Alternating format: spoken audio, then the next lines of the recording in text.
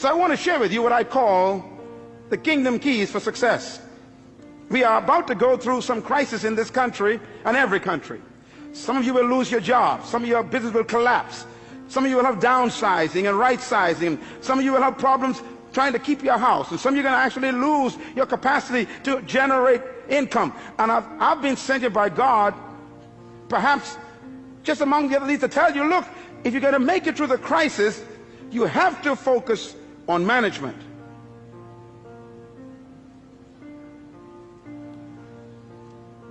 Here's God's successful key. Genesis 1:28 says these words, and the Lord blessed them, and God said unto them, be fruitful and multiply and replenish the earth and subdue it, and have dominion over the fish of the sea, the fowl of the air, and over every living thing that creeps upon the ground. Now, listen carefully, because this is really the heart of God's mandate. In Genesis 1:26, God says these words about you. Let them have dominion over the earth. In Genesis chapter 1 verse 28, God tells us how to do it. Dominion means to govern, to rule, to control, to manage, to lead. Now in verse 28, he tells us how to dominate the earth. He gives us the process. Please get your pen. You're going to write this down, because anyone who wants to dominate in the earth will have to follow God's simple process. First of all, the 4 keys or principles of success in God's program. Number 1, be fruitful. God never said to be seedful. The first command God gave man was to be what? Fruitful. It's impossible to produce fruit unless it was preceded by seed. God will never demand what doesn't exist already. So God's first command is to be fruitful. Now, when I looked at the word fruitful in the original Hebrew, it does not mean to have children. It shocked me. For example, if having children was the essence of God's command, then Abraham didn't do a good job with just one legitimate child.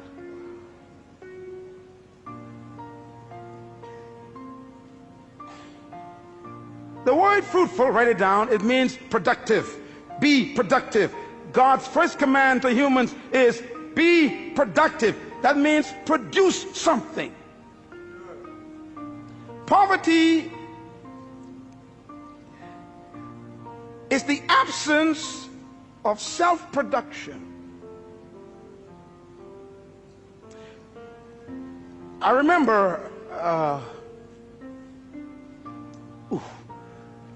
when Jesus was laying on the floor one day eating, a woman walked in. It was illegal for her to do that, where men were eating at that time, and she stepped over Peter, James, and John, and she came to him, and she took this beautiful stone bottle, and she broke the top, and she poured this ointment over his body, and she began to rub it into his flesh and into his feet, and the scent filled the room. And right away the men knew this scent indicates a quality of ointment that was very expensive. Matter of fact, it was imported from Egypt. They knew it. It was used for embalming bodies. It cost $12,000 to $13,000 US in our day. That's why they said this is a year's wages in one bottle. And they complained to him and said, sir, why do you let this woman waste this precious money on your body? And Jesus said something very important. They said it could have been given to the poor. His answer was, the poor you always have with you. Now, when I looked at the word poor there, it shocked me. It doesn't mean those who lack. It means non-productive ones.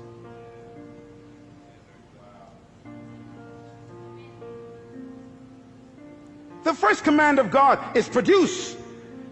Poverty is when you stop producing. And by the way, stay with me here. God said to Adam, be fruitful. God never gave Adam a chair or a table. He hid them in the trees.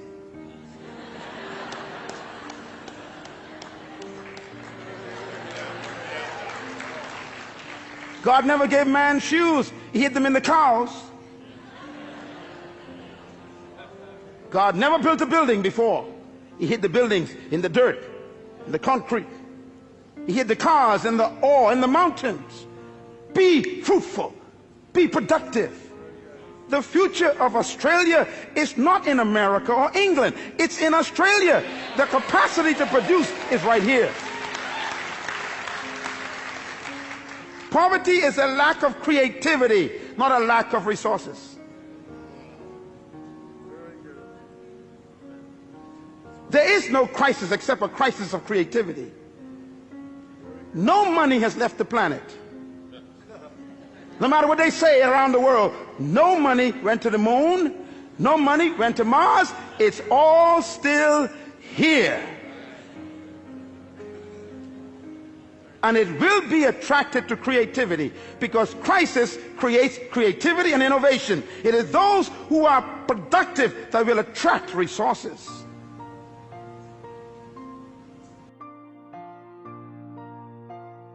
Is multiplied. Multiply means to reproduce what you produced. If you follow any successful company, you know, I was driving here a moment ago and I just saw McDonald's.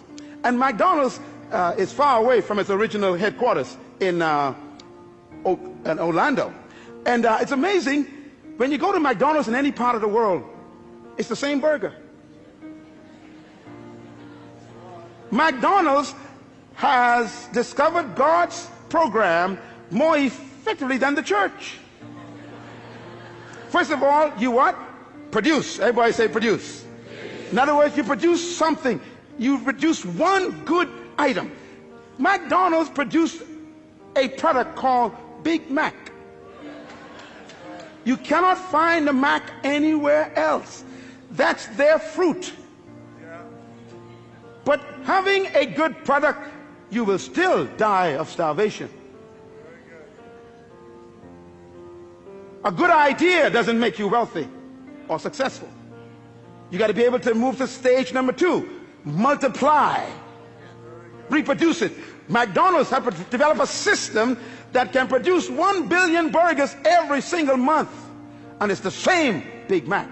In China, in Ukraine, in Mexico, it's the same burger. In the Bahamas, in Jamaica, in Trinidad, in London, it's the same burger. Why? They have learned to move God's second stage. They produce and then they reproduce.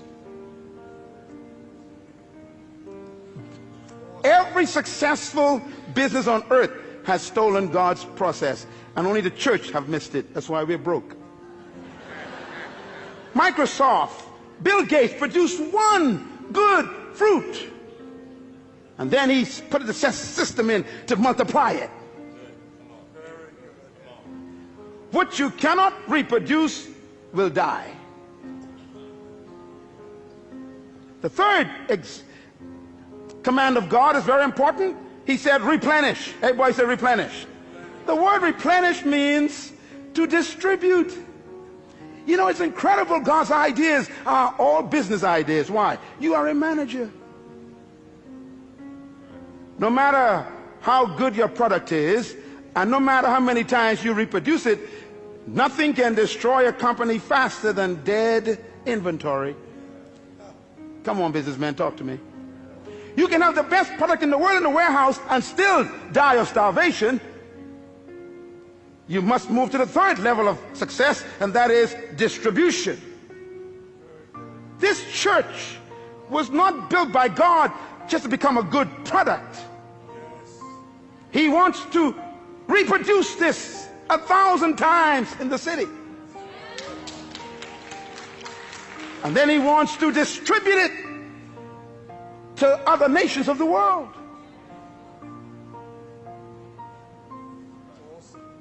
Any company, anywhere in the world, who are successful have followed God's program. The fourth level of God's success management program is, he said, subdue. Subdue means to control the market. You know, McDonald's have no interest in competition. They are after domination. Yeah.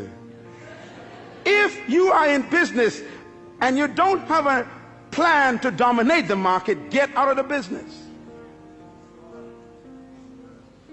Bill Gates is the wealthiest man in the world today because he was the most successful human so far in our generation who successfully followed God's program. He produced a fruit, he reproduced it, and then he distributed it in every computer, and he was so successful that the entire government was threatened in the United States. He began to dominate the entire computer market. So they called him into Congress, sat him down, and said, "You can't do this. You're too successful. You can't control every computer in the world." His success made him a threat. What are you doing with your gift? That's why I'm here today. You were born with a gift. Oh, I need 2 more sessions for this. This is too important. Listen to me. Your life is a packaged seed bag.